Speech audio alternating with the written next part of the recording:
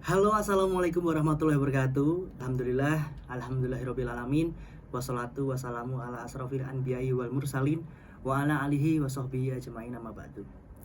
Selamat datang teman-teman semuanya di platform YouTube ya, bersama dengan saya Muhammad Iqbal Kurniawan.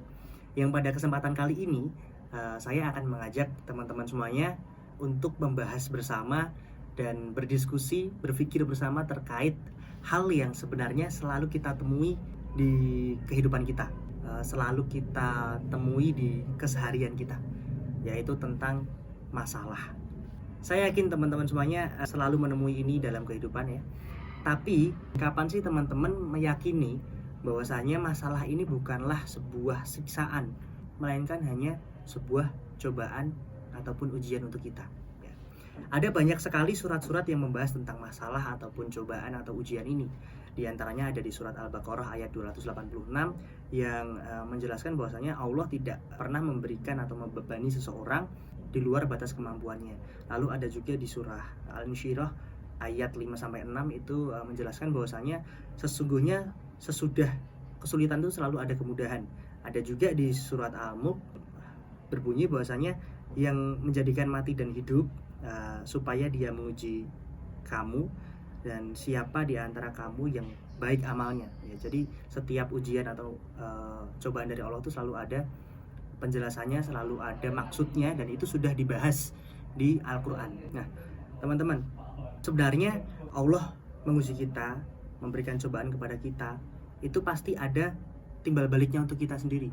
Semakin besar cobaan yang dikasih Allah, semakin besar masalah yang dikasih Allah, itu setiap kita menyelesaikannya dengan baik, itu pasti akan ada pahala yang sepadan gitu, untuk kita. Makanya penting bagi kita untuk meyakini hal-hal itu tadi, tentang masalah itu bukanlah sebuah siksaan, melainkan hanya cobaan.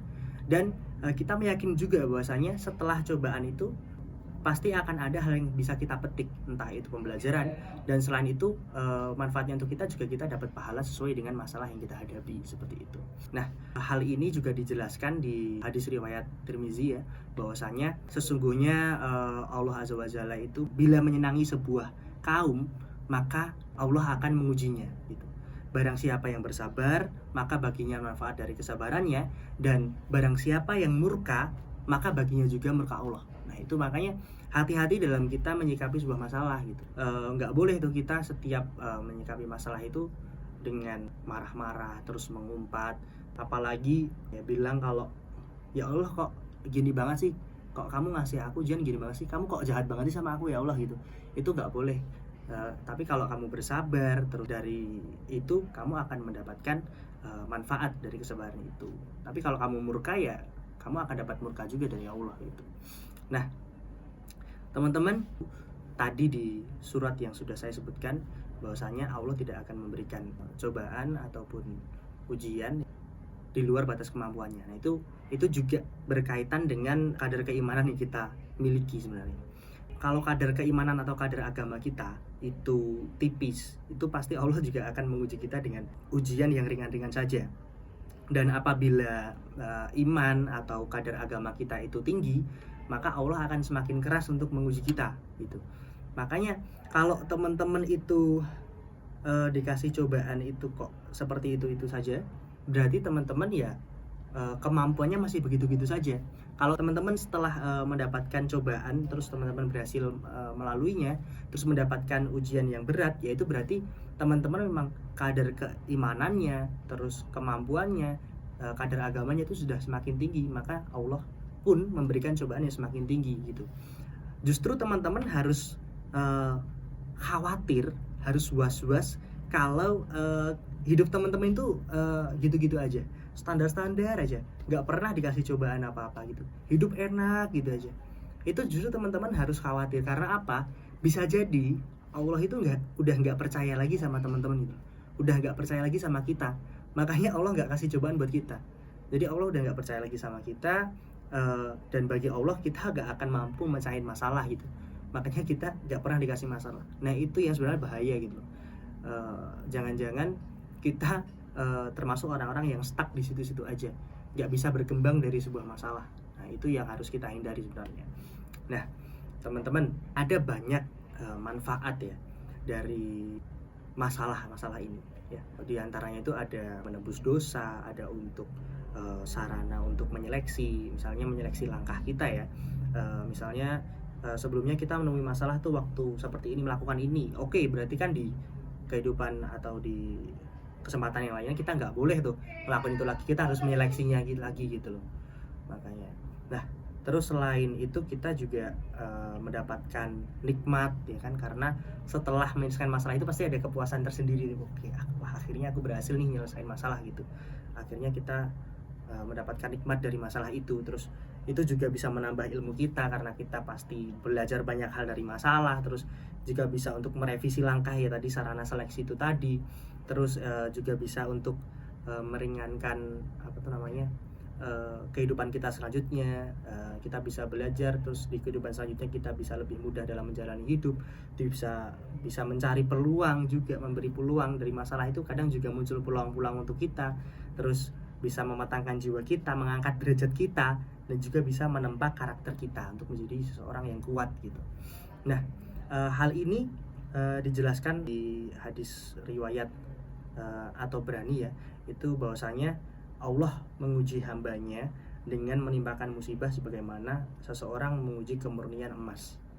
Nah, ini adalah satu kiasan atau hadis yang aku sendiri suka nih. Jadi kayak memang untuk mendapatkan sesuatu yang baik itu kadang kita harus melewati hal-hal yang pahit gitu.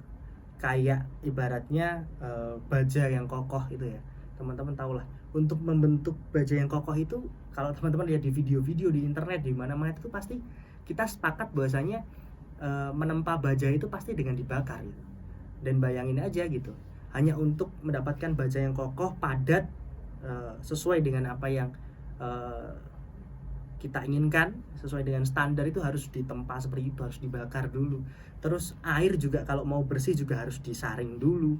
Emas murni kalau mau dapet ya harus disepuh dulu. Batu bata pun bisa jadi padat, bisa jadi rumah, itu prosesnya juga dibakar dulu. Makanya hadis itu mengatakan bahwasanya sistemnya memang udah gitu. Kalau teman-teman mendapatkan masalah itu berarti teman-teman mau dimurnikan biar apa ya, kemampuan kita itu atau diri kita itu semakin baik kualitasnya gitu. Ditemukan versi kita yang paling baik gitu dengan ditempa masalah-masalah itu tadi. Jadi kita ditempa, kita diberikan masalah, akhirnya nanti suatu ketika kita akan mendapatkan versi kita yang terbaik gitu setelah melewati masalah-masalah itu. Nah, makanya ada banyak juga orang yang bilang bahwasanya kalau kita habis kena masalah, terus kita sakit, kita apa gitu, pasti Allah memberikan penyakit itu, memberikan masalah itu untuk membersihkan dosa kita. Bener gak teman-teman? Pasti sering banget dikasih apa ya, wejangan seperti itu atau kata-kata kayak gitu. Karena ya itu memang bener, di hadis riwayat Bukhari juga bilang seseorang diuji terus menerus itu sehingga dia berjalan di muka bumi ini bersih dari dosa-dosa. Nah itu juga ada di hadis. Makanya memang bener kalau misalnya orang-orang tuh dikasih penyakit itu untuk membersihkan dosa-dosanya, benar yang dibilang orang-orang itu. Di hadis riwayat Bukhari juga bilang tiada seorang mukmin yang ditempa rasa sakit, kelelahan, kepayahan, terus dikasih kesedihan, kesusahan, terus apapun lah yang sampai itu rasanya kayak menusuk tubuh kita bertubi-tubi itu, kecuali dengan itu Allah menghapus dosa-dosanya. Itu juga ada di hadis Bukhari. Makanya kita harus selalu yakin bahwasanya kalau misalnya kita dikasih masalah, apalagi penyakit, itu kita selalu akan mendapatkan hal baik setelahnya itu tadi. Terus ya kalau aku pribadi ya teman-teman, untuk sarana evaluasi aja sih, aku bikin beberapa klasifikasi orang ya, berdasarkan gimana cara dia menyikapi masalah. Nah ini juga aku buat untuk diriku sendiri, karena apa? Dengan ini aku bisa menilai diri aku nih, oh aku termasuk orang yang seperti ini karena aku menyikapi masalah dengan cara seperti ini gitu. Bukan untuk menjudge orang, bukan, tapi untuk menjudge diriku sendiri dan untuk sarana kita evaluasi diri. Ada beberapa kategori orang. Yang pertama ada orang konyol, itu yang dalam hal ini itu suka membuat masalah.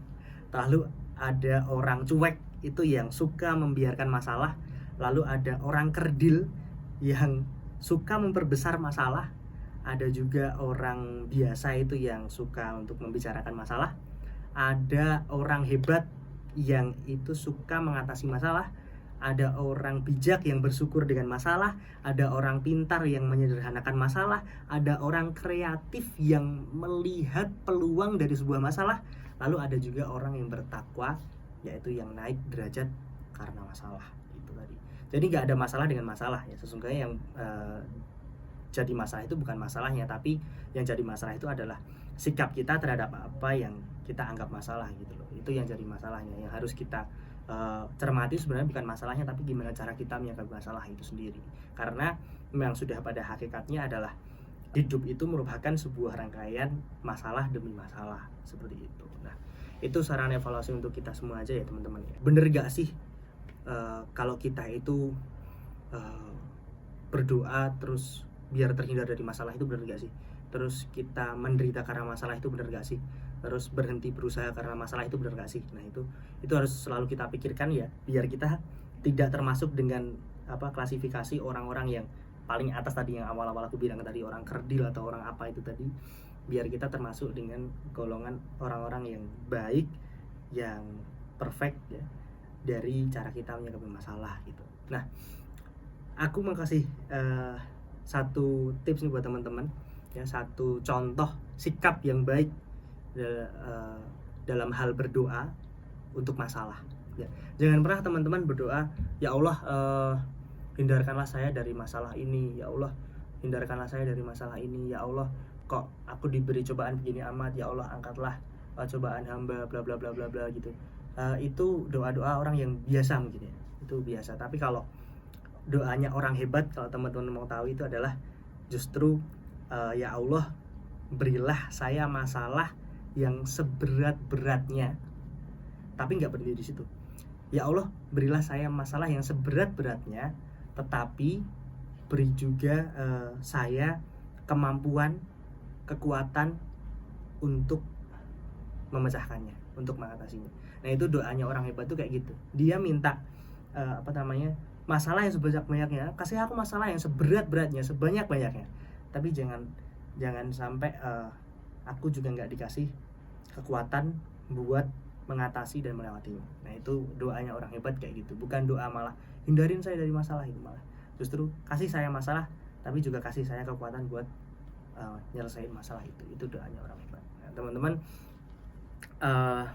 itu doa itu bukan semata-mata tanpa dasar ya, tapi itu juga ada di hadis riwayat Abu Ya'la, yaitu salah seorang dari mereka itu lebih senang mengalami ujian dan cobaan daripada seseorang yang sering menerima pemberian. Nah, itu. Makanya lebih baik orang yang suka menerima cobaan daripada orang yang suka menerima pemberian. Kalau menerima pemberian ya udah gitu aja kan. Tapi kalau kita suka menerima cobaan itu sebenarnya itu lebih berharga dari hadiah apapun. Makanya golongan orang tuh lebih tinggi dia yang suka menerima masalah, menerima cobaan daripada yang suka dikasih hadiah sama Allah gitu. Jadi teman-teman nggak usah ragu, nggak usah cemas kalau misalnya lihat orang kok dikasih terus sama Allah, dikasih terus sama Allah, kok aku dikasih cobaan. Justru berarti Allah lebih percaya sama kamu daripada sama dia, karena kamu dikasih cobaan, bukan cuma dikasih nikmat-nikmat aja gitu. Kamu harus bangga kalau misalnya mendapati hal seperti itu ya. Untuk menutup perjumpaan kita kali ini ya, saya ingin membacakan lagi satu hadis ya. Itu hadis riwayat Al-Baihaqi, yaitu yang berbunyi, barang siapa diuji lalu bersabar, diberi lalu bersyukur, dizolimi lalu memaafkan, dan menzolimi lalu beristighfar, maka bagi mereka keselamatan dan mereka tergolong orang-orang yang memperoleh hidayah dari Allah. Nah itu tadi mungkin sekilas pembahasan tentang masalah ya. Saya yakin dalam penyampaian ini masih banyak kekurangannya. Semoga ini bisa menjadi pelajaran dan menjadi manfaat bagi khususnya saya pribadi, umumnya untuk hadirin penonton semuanya. Sekian, bila taufik wa hidayah. Wassalamualaikum warahmatullahi wabarakatuh.